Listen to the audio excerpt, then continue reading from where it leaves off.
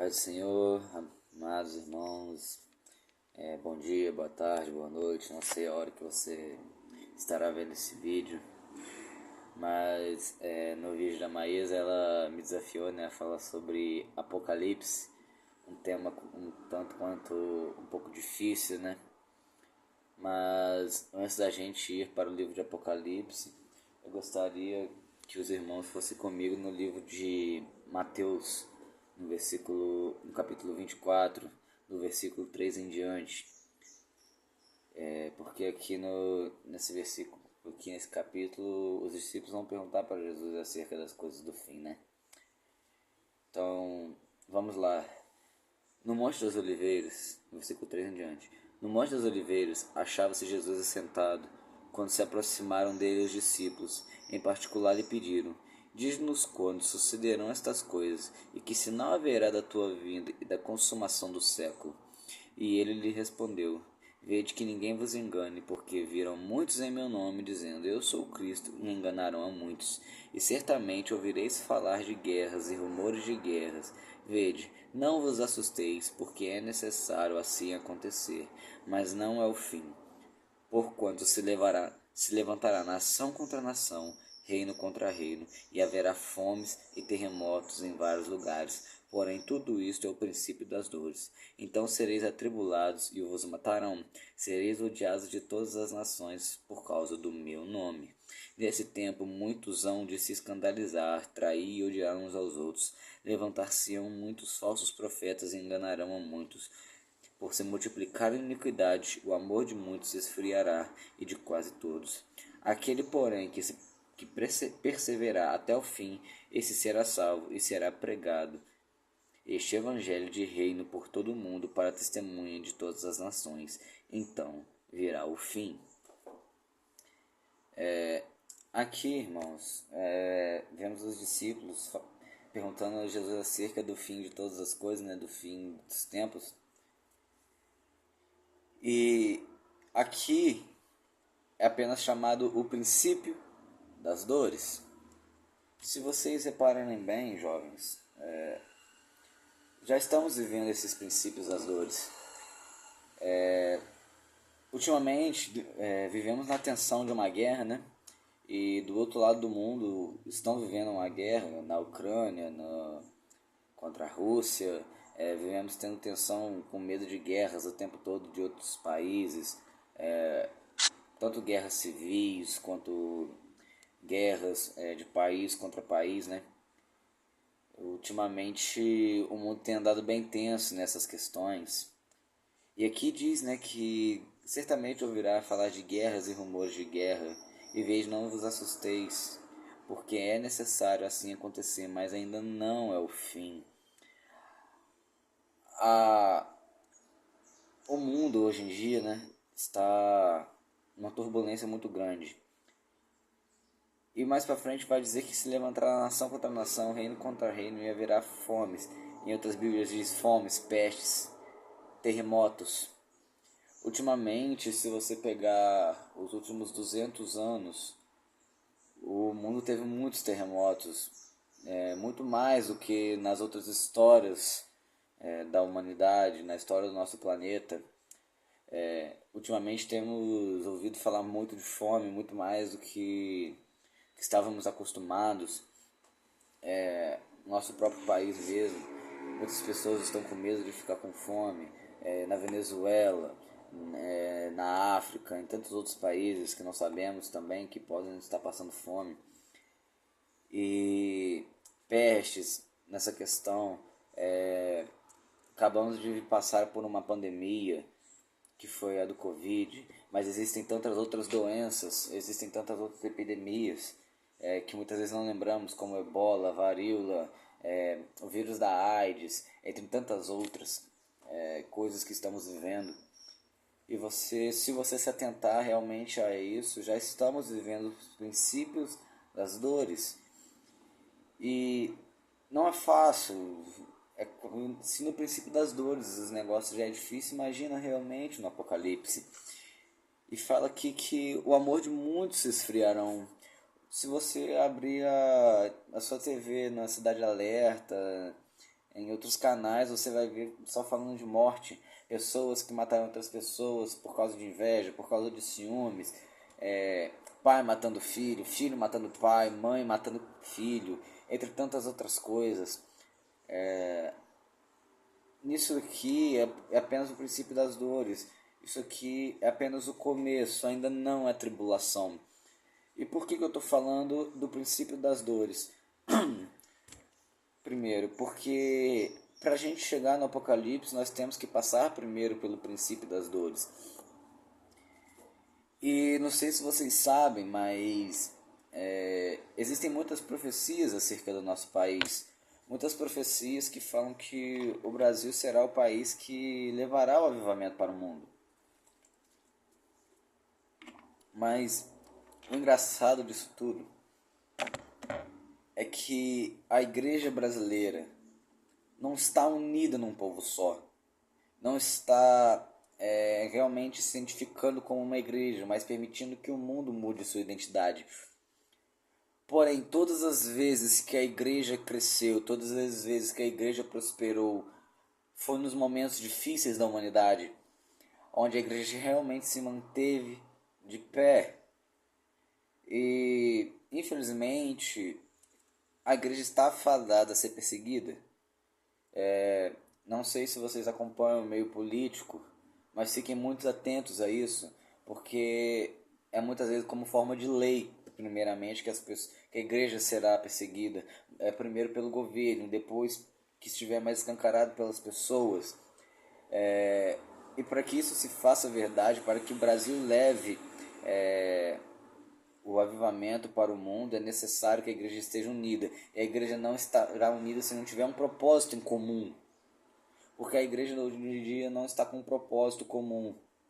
A igreja hoje em dia é uma igreja que se deixa ser contaminada pelo mundo, mas não influencia as pessoas do mundo. A igreja está aceitando o mundo entrar para que ela consiga atrair jovens, mas a igreja realmente atraiu pessoas quando ela foi diferente. A igreja está precisando ser diferente para que levamos os testemunhos para todas as nações. E aqui no versículo 14 diz: e será pregar este evangelho de reino por todo o mundo, para o testemunho de todas as nações, então virá o fim. Então, que depois de pregarmos o evangelho para o mundo e Jesus voltar, realmente começará o Apocalipse. Porém, o livro de Apocalipse, ele não começa já falando do que vai acontecer, mas ele começa falando sobre as mensagens, as cartas para as igrejas, para as 7 igrejas do Apocalipse. E ali, o autor dessas cartas, ele repudia algumas ações das igrejas, ele elogia outras ações, entre tantas outras, porque é chegada a hora da igreja, né? E depois que o autor, que é João, ele vai preso e fica na ilha de Patmos, ele tem uma visão dos céus, né? Ele tem uma visão do trono do Senhor, ele tem uma visão do culto, de como é o culto no céu, de como é o céu, e ele vê o próprio Deus assentado no seu trono. E ele vê um cordeiro com selos na mão. O livro de Apocalipse, ele é um livro que você precisa realmente estudar a fundo, entender as analogias dele, porque ele é um livro com muita figura de linguagem, vamos assim dizer. A visão do livro selado com 7 selos e a do cordeiro, o dragão que emerge do mar, a mulher grávida e o dragão, os selos e tantas outras coisas que realmente são difíceis de entender na nossa língua, porque muitas vezes são coisas figurativas. Por exemplo, muitas pessoas se lerem cadê o versículo? Se lerem Apocalipse, vai ver falando de um dragão saindo do mar, uma besta que emerge do mar. Só que não é exatamente assim que as coisas vão acontecer. As coisas geralmente no princípio das dores começaram com suavidade. Começaram uma aqui, outra ali, outra cá, outra lá, até que se torne rotineiro e as pessoas não foram percebendo. Porém, no livro de Apocalipse, nós não sabemos exatamente se vai ser sorrateiro ou se vai vir de uma vez só as coisas. Porém, eu não creio que as pessoas verão realmente um dragão sair do mar, como diz aqui no capítulo 12, de Apocalipse, que diz: a mulher e o dragão, viu-se um grande sinal no céu, saber uma mulher vestida de sol, com lua debaixo dos pés, e pôs uma coroa das 12 estrelas na cabeça, que achando-se grávida grita com dores de parto, sofrendo tormentas para dar à luz. Viu-se também outro sinal nos céus, eis que um dragão grande, vermelho, com 7 cabeças, 10 chifres, e nas cabeças 7 diademas, e a sua cauda arrastava a terça parte das estrelas, as quais lançou para a terra, e o dragão se deteve em frente da mulher que estava prestes a dar à luz, a fim de devorar o filho que nasce. Nasceu-lhe, pois, um filho varão, que há de reger todas as nações, com cetro de ferro, e o seu filho foi arrebatado para Deus até o seu trono. A mulher, porém, fugiu para o deserto, onde lhe havia Deus preparado um lugar para que nele se sustente durante 1260 dias. Se você apenas parar para ler este livro, você não entende muito bem as coisas. Um dragão derrubando parte das estrelas.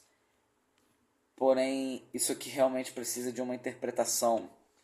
O engraçado é que muitas pessoas têm medo de ler o livro de Apocalipse por conta das coisas que vão acontecer. Mas eu digo para vocês, não tenham medo de ler Apocalipse, porque você só muitas vezes só sobrevive amanhã se você souber o que vai acontecer amanhã.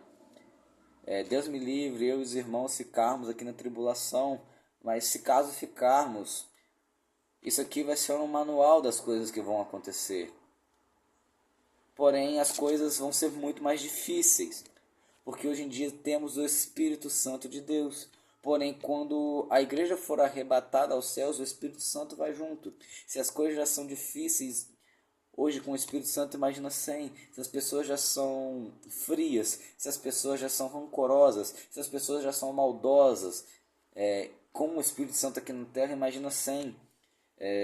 Se quem convence do pecado é o Espírito Santo, imagina quando o Espírito Santo sair, que é o que vai acontecer nesses dias. Aqui no livro de Apocalipse fala sobre trombetas, fala sobre selos, e muitas vezes as coisas aqui de Apocalipse já estão acontecendo, só que são tão muitas vezes suaves, vamos assim dizer, que com nossos olhos carnais nós não enxergamos, com nossos ouvidos carnais não ouvimos. Só entendemos quando algo é do Espírito, quando estamos no Espírito. E eu quero trazer para os irmãos, leiam Apocalipse. Peçam a ajuda do pastor ou vejam vídeos escatológicos, como muitas vezes eu faço. Mas não deixem de ler o livro de Apocalipse, não tenham medo do amanhã. Porque o Apocalipse ele me lembra do nosso congresso do louvor, onde o evangelista Gleidson fala sobre as 10 virgens, das 5 prudentes e das 5 não prudentes. Se você não pescou, as 10 eram virgens. Todas eram virgens, ou seja, todas eram igrejas, vamos assim dizer. Mas nem todas foram sábias, nem todas vigiaram, nem todas oraram, nem todas estavam prontas para o dia da vinda do noivo. E o Apocalipse é o livro que conta o que aconteceu com aquelas 5 virgens que não entraram na bodas do Cordeiro, no festa de casamento. É um livro que muitas vezes, se você realmente não tiver o entendimento, se você não tiver certeza da salvação, você vai ter medo de passar pelas coisas que ele vai falar, porque não são coisas boas. Não são coisas boas. A Bíblia diz que esses dias serão tão ruins quanto o mundo ainda não viu. E se as coisas do mundo hoje já são difíceis, já são doídas, já são ruins, imagina o quão ruim pode ser durante esse livro, durante o amanhã. Eu quero realmente encontrar os irmãos lá no céu nessa época. Mas o livro de Apocalipse também é um sinal. É um sinal, é como a Bíblia em si, ela é como um semáforo que vai contando o tempo, até o semáforo abrir, até da hora de você partir, até a hora do carro sair. Porém, a Bíblia, ela é como um semáforo com alguns pixels queimados, que você não consegue ver todo o desenho completo ali dos segundos, como 35, 34, mas pelo jeito você consegue ter uma noção de quantos segundos faltam, de quão exato aquele segundo. Porque aqui no livro de Apocalipse ele vai falar o que vai acontecer, mas não vai falar quando, a partir de que dia, exatamente que horas. A Bíblia, ela é como um relógio que não tem um ponteiro dos segundos. O Apocalipse, e todas as passagens que falam, né, acerca do arrebatamento, acerca do Apocalipse, acerca das coisas que virão, é como um relógio que não tem os segundos, não tem o ponteiro dos segundos. Você consegue ver bem a hora, mas você não sabe exatamente quantos segundos. Você consegue ter uma noção da hora, mas você não sabe exatamente quantos segundos é naquele momento. E na história da humanidade, se você contar ao longo do tempo, segundos contam. Segundos contam, não sabemos o que vai acontecer daqui a 10, 15 segundos. Exatamente como é que no Apocalipse não fala exatamente o dia e a hora que vão acontecer, mas estejam preparados para quando acontecer. E essa era a reflexão que eu queria trazer para os irmãos aqui no livro de Apocalipse, sobre o livro de Apocalipse. E não é um livro fácil de se falar, né? É um livro que temos que tomar cuidado com algumas coisas que vamos falar. Mas até aqui o Espírito Santo tocou no meu coração. E eu espero que você tenha entendido a mensagem que eu quero trazer para você. E eu gostaria de desafiar a Mari, né, a estar falando sobre Daniel, sobre o livro de Daniel. Amém? Beijo para os irmãos, fiquem com Deus. Até mais.